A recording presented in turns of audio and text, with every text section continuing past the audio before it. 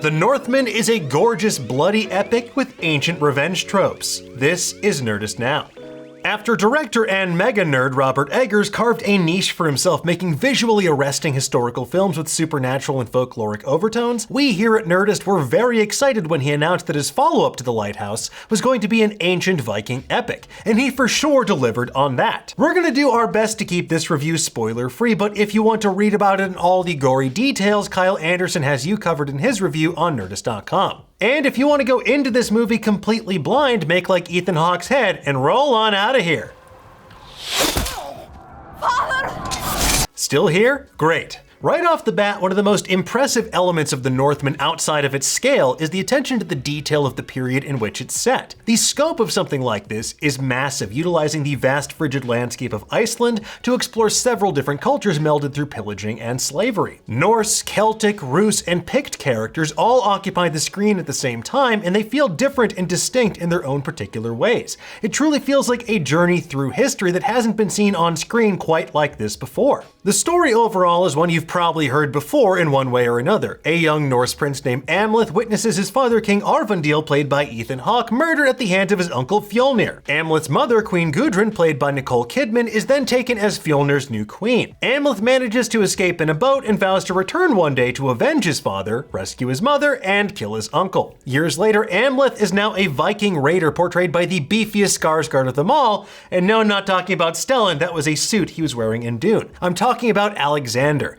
After ransacking a Russian village, Amleth overhears a tale of King Fjolnir's kingdom being taken away from him. His uncle is now little more than a town chieftain in Iceland, but that's not stopping Amleth and his ableths from getting sweet, sweet vengeance. This is one of the oldest stories in the world, and I don't mean that just because this movie takes place in the late 9th century AD and most of us have a pretty lousy Uncle Fjolnir. If it sounds pretty close to Hamlet, that's because it basically is. The original poem that tells the story of Prince Amleth dates all the way back to the 10th century, but then old Billy Shakespeare found it and said, "Verily, this is mine now. I'll move an H to the beginning. It's totally different." I can't see real good. Is that Bill Shakespeare over there? It's Hamlet, it's Conan the Barbarian, it's at least 50% of all spaghetti westerns. The revenge story cannot exist without effectively turning the Avenger into a beast who has to choose whether to succumb to their hatred or to go down a more forgiving path. And naturally, the body count goes way, way, way up in the interim. Both The Witch and The Lighthouse, Robert Eggers' previous films, explore some fascinating avenues of toxic masculinity. They show us men who are in various ways impotent and unable to enact the change they seek in their own lives, which of course leaves them open to the otherworldly forces that inhabit the forest or the sea that surround them.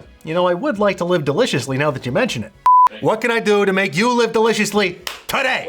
In The Northman, the toxic masculinity feels both horribly destructive and unchecked. Skarsgård is a ball of rage from his first appearance to his very last, literally roaring or howling like a beast in certain scenes. Brutality begets brutality, and justified or not, brutality is all there shall be. Overall, the cast is excellent. The cinematography from Eggers' regular collaborator Yaron Blaschke is gorgeous, and everything about the time period feels ancient and rich. I mean this in the best way possible, but AP history teachers are going to have a blast showing this movie to their class, but maybe not so much when parent-teacher conferences roll around. And yet, with that said, we can't help but think about how much more David Lowery seemed to do with The Green Knight. That movie is also a hero's journey of sorts about a man with an unsure future attempting to follow or upend his fate, but it's so much stranger and more interesting in a number of different ways, and it seems to use its mystical and mythological elements to a greater level of effect. With all of that said, The Northman is a magnificent textured depiction of its place and time, with so much to recommend on both sides of the camera. Now, it might be because the source material for this particular film has been made hundreds of times in literature, film, and television, but I wish we got a deeper, more nuanced story to tell than what the film actually gives us. The Northman is a visual interpretation of a Viking epic at its pinnacle, and we highly recommend seeing this at whatever theater near you has the best sound and projection available. Maybe even in 4DX so you can feel the drums of war in your chest and get sprayed with the blood of your enemies between bites of popcorn and peanut M&Ms, or I don't know, whatever you get at the theater. Several hot dogs? The Northman is a beautiful and brutal film, but don't go in expecting the unpredictability of The Witch or The Lighthouse. To those other Eggers films, The Northman simply can't hold a candle, or in this case, a torch. We give The Northman a 3 out of 5. But tell us, what do you think? Are you excited to see The Northman? Which era of history do you think Robert Eggers should tackle next? And what was Skarsgård's workout routine for those traps? They have like little tiny six-packs on top of them. It's unnatural. Let us know in the comments below, and for the latest and greatest in the world of pop culture, make sure you stay tuned to Nerdist.com.